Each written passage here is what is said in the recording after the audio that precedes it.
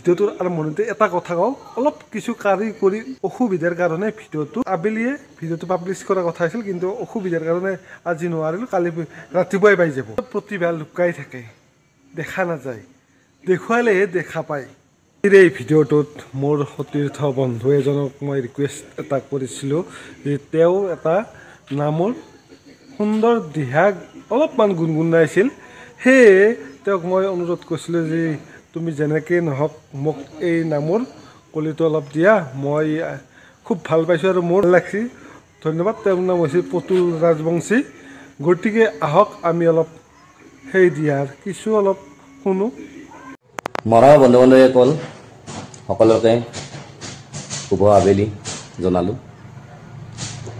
মই এফাকি নামৰ দিহা গাইছিলোঁ।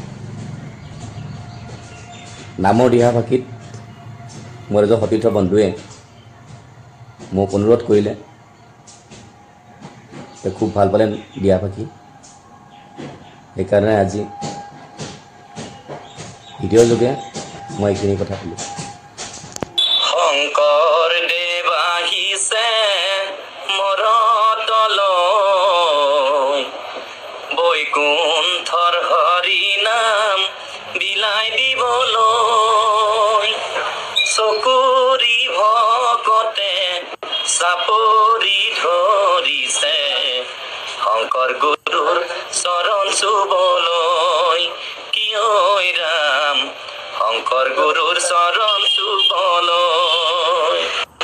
ৰাম ৰাম গুৰুজন আহিছে বৰপেটালৈ, চকুৰি ভকত শৰণ দিবলৈ। ভকতি মিনতি কতনো প্ৰণতি, শংকৰ গুৰুৰ চৰণ চুবলৈ। কিয় ৰাম শংকৰ গুৰুৰ চৰণ চুবলৈ।